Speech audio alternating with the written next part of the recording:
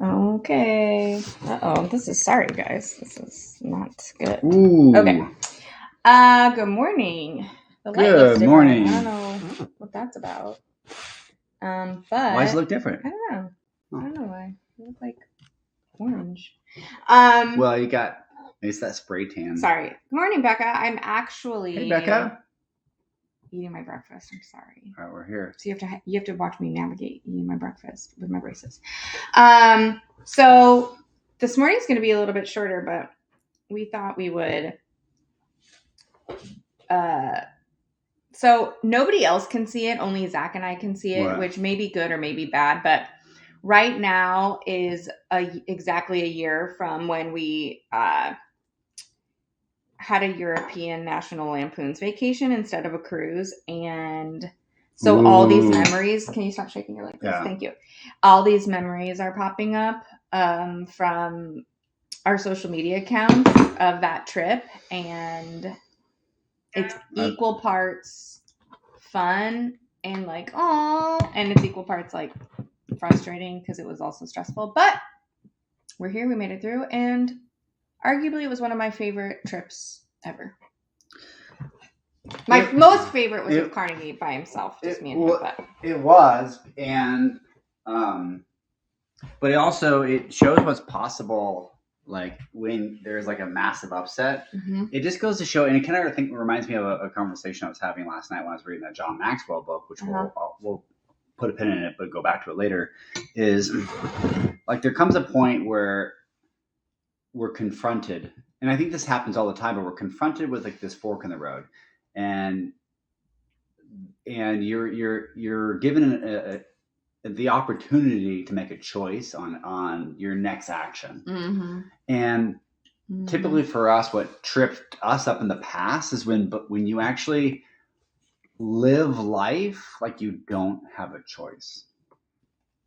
And I think sometimes when a lot of breakdown happens in our relationship and in life, and I mean, I still contend with this personally every day, and it shows up in different ways. Is like, shit, it's the fan. You know, you're stranded in Europe. You feel like you were wronged, and then now what? You know, what is that next step for you? And it's easy to enroll yourself and everybody else around you in a story to be right while you're suffering. And we spent a good 24 hours. Like we wallowed. We did the necessary. Well, I think we did the necessary. Well, hold on. Before we do that, we should do get like a 30 second. Okay, I will do it because I will do it. Zach. What are you trying to say? Zach is still a little sensitive, but also there's also ownership. So basically, if you didn't know, so last year around this time we left for spring break and we were going on this like big Mediterranean cruise with the kids. We were flying to Barcelona. We were leaving. We were going for like 2 weeks. It was going to be amazing. Basically, while we were on our way, some COVID regulations changed literally in the air. So we actually had a problem at one of the airports we were in, managed to be fine, got through that airport, and then, well, one airport, our flight was just delayed or late, and then, but we actually ran into a situation at one of the airports where one of the agents actually was like, how do you think you're going to get on this boat? And we were like, what do you mean? Here's all of our information. This is all the information we had. And he was like, oh, okay. And so he was a little confused, and that like made me worried. Like that made like a little red flag go up. But checked online, nothing changed. Everything, we're golden, we're good. We get there along with check the website. Along with 70 to 100 people. No emails, nothing, no change. And we get there, and basically the regulations had changed. We could not get on the boat, along with a lot of other people. We were there for about 8 hours. They were trying to decide what to do with us, and then they just handed us this letter for like a cruise credit if we wanted that expired, to come back later. That expired in less than a year. Yeah. That expired in less than a year. Yeah, that expired like 6 months later. So everybody was stranded in Barcelona. And when I say stranded, I mean like We're no at the port. taxis. We're at the port, no taxis. It is past like 5:00. It's probably about 6:00 at night. On a Sunday. On a Sunday. Everybody had been there since like 11 a.m. So everybody's tired, hungry, no place to go. And hotel rooms in Barcelona, they were not helping anyone find nothing was being helped. Or any credit for a hotel stay, even just to fly home or whatever. It was terrible. And there happened to be a marathon going on and a wine festival going on in Barcelona. So like hotel rooms were a little hard to come by, but we found one. We felt so bad because we actually found one with a pool so the kids could at least swim, right? Like that's all they wanted to do. They wanted to get in a pool, have fun and swim. We found a hotel with a swimming pool. Go book it. Yay. We're going to just relax at the pool. Zach and I are going to cry. The kids are going to swim. We get to the hotel and the pool wasn't open yet because of COVID. So it was just the pool is closed. The pool was still closed. So anyway, yeah, so that's kind of what happened. And we had this, so we like mourned this like trip loss, but we had to just decide what we were going to do. A lot of people were going right back home. And I want to point out how tempting it is. And I think I'm really proud of our couple in this situation because I'm not sure where we were at in our couple, but for whatever reason, the environment it fostered, I won't say that environment, but whatever led up to that, I will say we were in a place what we call couple. We were like thinking in terms of as a we. Yeah. Versus I think a lot of us has like it's me and you, and then we compromise and do something together as two individuals. And they're like, this is your fault. How did you miss this? Yeah, you know, like there was none of that because there really wasn't anything to miss. Like, well, and that's kind of my point. Is I was thinking about that. I'm like, you know what? Like, it's very tempting. Like, I was mad at Norwegian cruise lines for. I mean, anyway, there's move on. So you get triggered. But it's tempting to find someone to fault, but when you can't get like confirmation, because like when you're blaming a corporation, like there's nothing really. You feel like you're up creek still because you are. And I was just proud because I think it would be very tempting to like look around like, well then who else is at fault, and then like just pick a fight and there was no upset between us. I think the biggest upset between us, and it wasn't even an upset, it was really just a request I made once we were getting out of Barcelona that I asked you to it was like, I need you to just drop it and just focus on this trip now because it's a new trip and I need you to just like let it go and we can be mad and do whatever we need when we get home. But because you kept wanting to like be mad and dwell on it. And I was like, we're here and we gotta go. We gotta switch this. And we had the opportunity to go home. Like we could have just flown home, but we'd just been traveling for 24 hours with the kids. They were super jet lagged and I just could not stomach flying them home and doing that over again just to come home. Like I could not. So we just had a decision to make. Do we fly home? Do we stay in Europe? Because everything is closer in Europe. So do we stay in Europe? Do we fly home and still make a spring break out of it, but do it stateside? Because what else might change, right? So we decided to stay, and we were so fortunate. We had a lot of people reaching out to us with suggestions of where to go. I had one friend in particular who was closer to the time change. A little closer to the time change, who stayed up with me and was sending me stuff and helping, and it was wonderful. And because he'd been to a lot of places over there, so he was helping me while Zach had taken the kids out for a night on the town in Barcelona while I was like crying booking other flights and trains out of Barcelona. But it was fine. So once I did all that, then you got back and you had your moment, and then we decided to go to Paris, which was not on the docket at all. And then later when we were in Paris, we decided to go to Amsterdam, but we just knew we had to get out of Barcelona because at that point I had a really bad taste in our mouth. So we just needed to get out of there. Which is a bummer because we've heard Barcelona is so great, and to us, we were just like mad the whole time we were there. So we do need a little Barcelona redo. It's worthwhile. What showed up for us in this, I guess, circumstance, which felt like a failure, is we had the conversation when we were talking about this when we were reading in bed last night. Is the idea of like higher priorities or higher purposes. Yes. And I go back to like all of us are going to be confronted with the opportunity to choose which decision is a higher priority in that moment. Yeah. And at that time, the higher priority, it reminds me of our family declaration that we created when we were in Disney. Is when you're in a situation that stress is going to come up. Let's say you're in a place that's hot. There's going to be a lot of lines, a lot of waiting, a lot of potential for low blood sugar, right? Pretend that you're in an area that's going to create those spaces. And our family declaration was we make it the happiest place right now.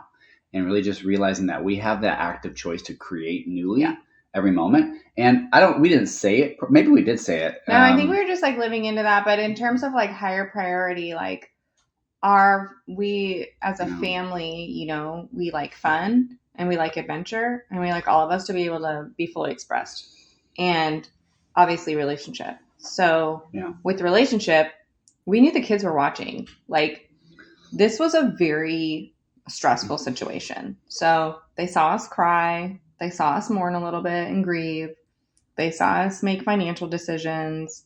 We asked for their input, and in doing so, it was also important to not create the stress in such a way where they didn't feel like they were, one, safe, and second, it's important for kids to see how grown-ups handle a stressful situation. And so our higher priorities were, relationship and us being able to have our expressed emotions that we wanted to have in a loving way. And then second, it was like, well, we also really value fun and adventure. And flying home right now didn't really sound like fun to anyone. And it seemed like the adventure would end. So we just decided, let's stay. And a handful of people were like, well, you guys love Disney, so why don't you go to France and go to Disney? And so that for the kids was like, oh my gosh. And for us, we were like, well, we never thought we would go to Paris anytime soon, let alone with our children. And that kind of sounds cool. So that was where we decided to go. And, I think having those higher commitments, like, and just not just like where we place priorities, but those higher commitments and what we set out to do when we left the house with our suitcases. It was like, no, we can still make this happen. And it's going to look different. And so we just kind of embraced that a little bit. But it was not easy. I mean, it was like it was like a grieving process. Like we'd all have our moments of getting sad. Like the kids do. Like the kids would have a moment of I'm proud of us being like, oh, we could be like watching a show right now on a cruise boat. Yeah, so that was that. I mean, and anyway, those memories right now are very like they're like bubbling up because we shared a lot. Because then once we told people our situation, because we knew that in sharing what was going on, we would have some feedback, which was wonderful. And so then we felt like, well, we gotta share, because this was not like a relationship created thing. This was very much like our community thing. Our friends were helping us navigate things, and our new friends that we met, at the cruise terminal, everyone was kind of having their own adventure. Some people went off to Italy, some people went to Germany, some people did fly home, but everybody had their own like little adventure. So then we were all, really bonded invested. And connected with that. So all these memories are popping up, and it's like, oh. Yeah. So let me ideate out loud. We're about 7 minutes. 7 minutes already? Ooh. Well, it makes me I'm going to go back to like the higher priority concept. And that's kind of what I was sharing last night. And this is kind of how I've lived. And is I typically, you're in a situation, and Sierra, you'll say, play it all the way through. You're in a decision where you can play it all the way through. And I think all of us have a higher priority of something that we care about the most. But if we're confronted with something that we really want to do, but we know it's actually juxtaposed, or maybe contrary is not the right word, it's contrarian to, that goes against supporting the greater purpose that you're up to, but you really want to do it. And if you take that action, it might hurt that thing a little bit, but it won't kill the opportunity to do it. And for me, I think you said time and wisdom. I used to live a life where I would constantly assess like how much I can quote unquote get away with having my cake and eating it too, kind of concept of like, how can I do something that's selfish, that I want, that actually hurts maybe others around me. But as long as I don't like lose them, I'm going to do this because I know they'll just forgive me anyway, you know? And you have to kind of play out that all the way through, right? And you start to kind of like, it takes enough life experience to see how much it sets you back on actually having a fully expressed connection of whatever that higher purpose is. And in this situation, it was our family and our relationship. But I think about us too. Is like I was like thinking like I share this because I think there's an opportunity. But I would love for if you're hearing me say this, reflect on how often we make decisions that are appealing to us in the moment right now. And I've heard people talk about this. Well, it's not like they're going to divorce me if I do this, so I'm just going to do it. Or it's not like we're going to break up. I mean, if she's pissed, let her be pissed. Or if he's upset, let him be upset.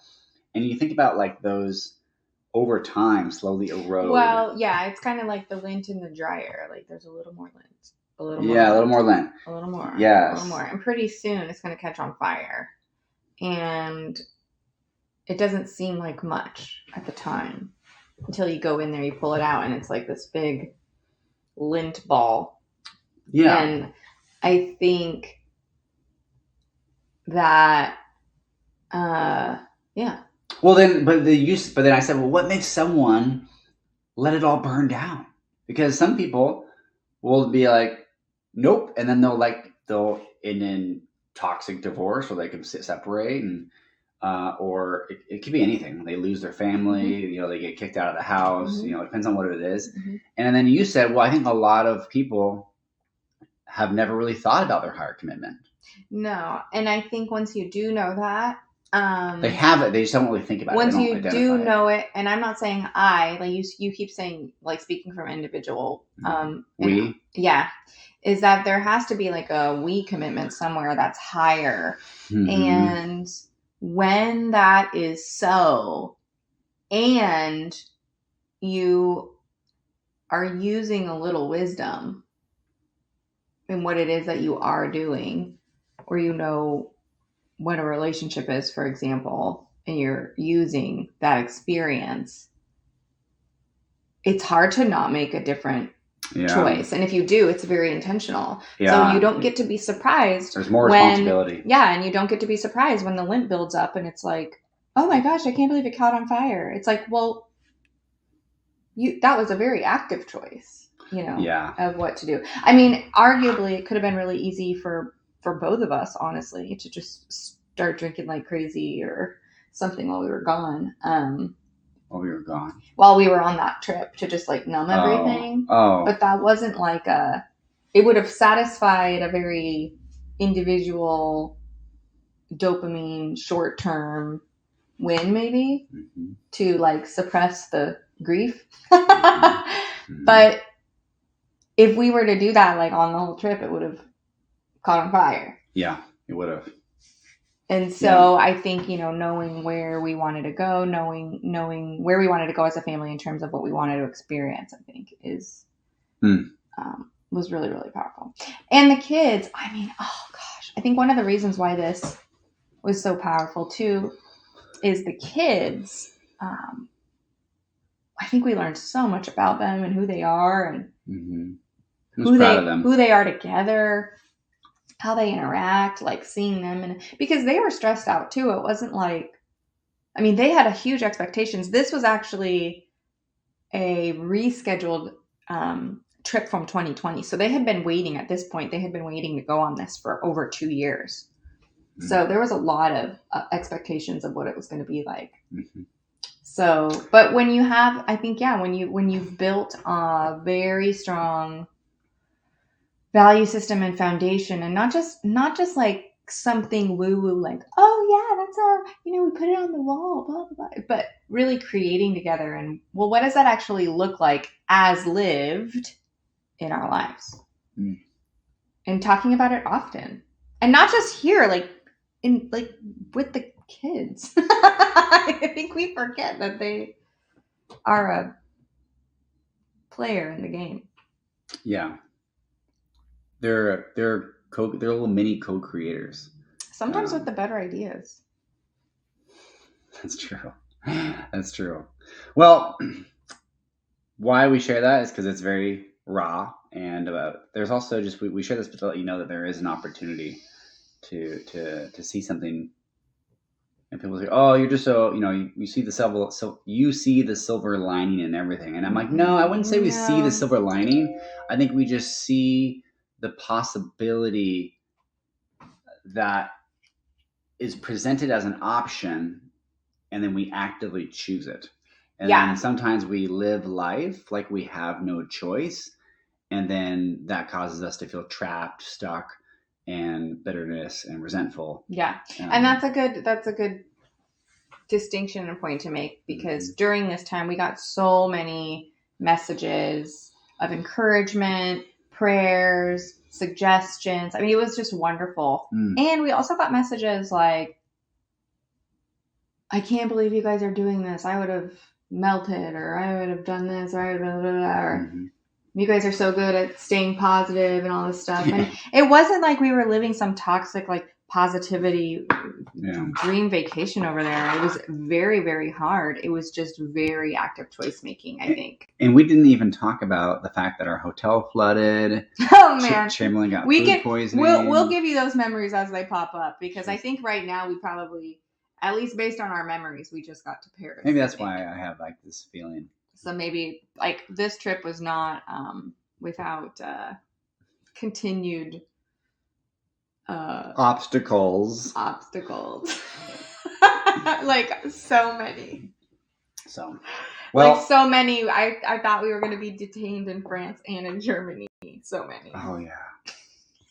I knew you shouldn't have brought those drugs along with you. I mean. Yeah. So we'll share more as we go along. But if there's anything about today, I think it's really, really active in the choices that you're making with who you have created a commitment with in relationship. And it's not always a romantic partner. It can be anyone. So. Final thought before we log off. Today, just consider like where your higher commitments are. Where's your higher priority? So when you're confronted with a major roadblock in life that sets you back, you're going to have a decision to, go, just splurge, say, F it, I don't care anyway, swipe the credit card, go into debt, get more chocolate cake, get a bottle of booze, whatever it is, like just follow that decision all the way through and ask yourself, does that choice you're about to make align with your higher commitment? And does it lift it up? And not commitment that you have with yourself. Yeah. That's not a real thing. That you have with other people and who you want to show up and be. Yeah. It's separate. Yeah. We should explore that later. Okay. See you later. Bye.